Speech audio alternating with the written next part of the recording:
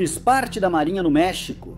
Sinceramente, há muito que vocês precisam saber para serem militares. E é que quando você lida com as pessoas, quando você é bom, te pintam como o vilão.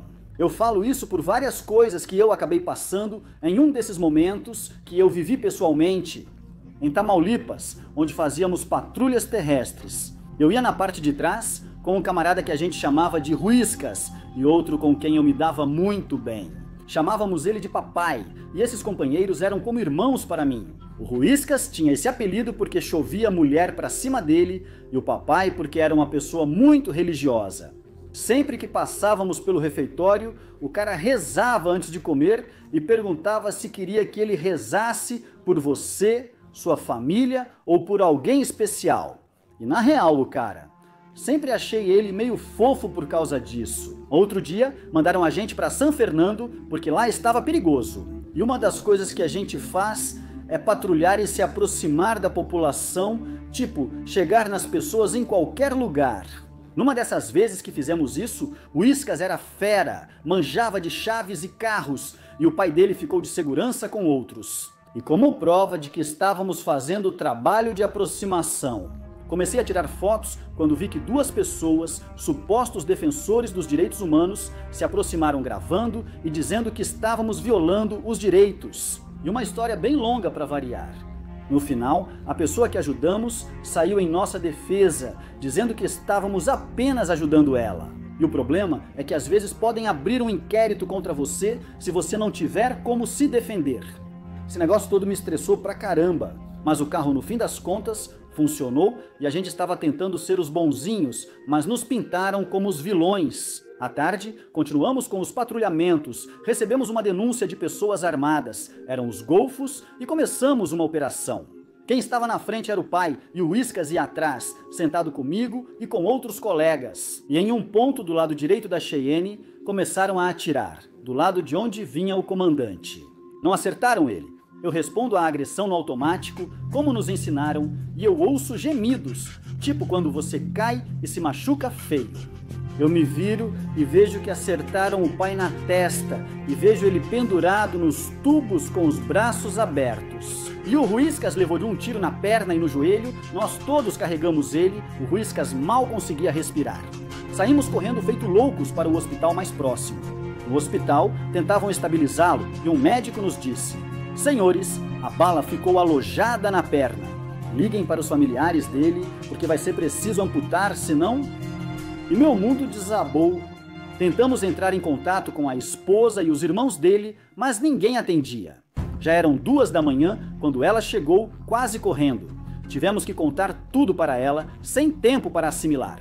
Enquanto ela assinava os papéis, já estavam nos preparando novamente para outra operação.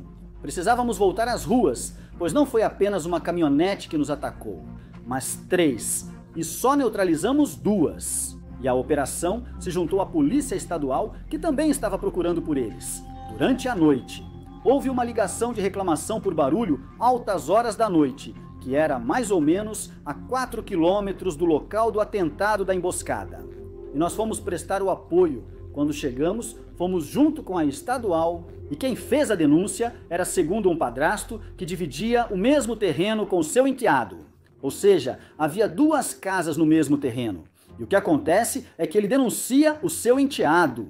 Ao chegarmos, era uma rua movimentada e após o quebra-molas, algumas casas adiante estava a casa.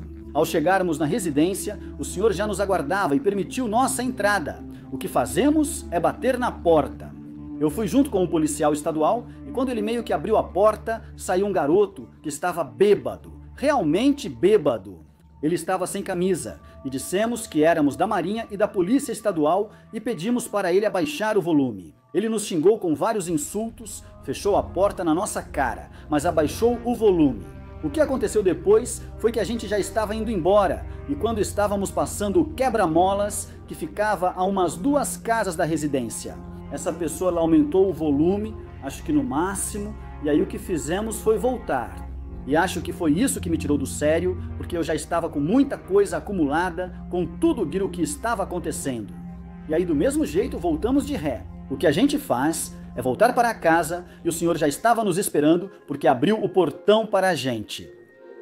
O que a gente faz é entrar como cachorros para bater na porta, já estávamos quase arrombando, e essa pessoa o que faz é abrir a porta de novo. E dissemos de novo para ele descer. Maldito volume! Aí ele grita pra gente, cala a boca, seus filhos imundos, só cartel do golfe. E ele começa a querer chutar a gente. O cara estava de chinelo, então a gente também começou a chutar ele e puxar ele pelos cabelos. E revistando o quarto, ele tinha tipo 5 armas longas, umas 4 armas curtas e mercadoria mágica daquela que vocês já sabem qual é. Ele foi um dos agressores que escaparam de nós. Quando colocaram ele na Cheyenne, levamos ele para outro lugar. Lá tiraram tanta informação dele que até precisavam dar uns tapas para ele parar de falar. Porque ele dava muita informação. Até o nome da amante do chefe da praça, e de verdade, eu acho que por coisas assim, a maioria dos militares acaba ficando meio especial ou metido. De verdade, se querem ser militares, deixo este conselho. Minha história: evitem sair de casa brigados, pois não sabem se vão voltar. Ainda sinto falta do papai, mas no final das contas, o Whiskas e eu acabamos alcançando o pai do papai.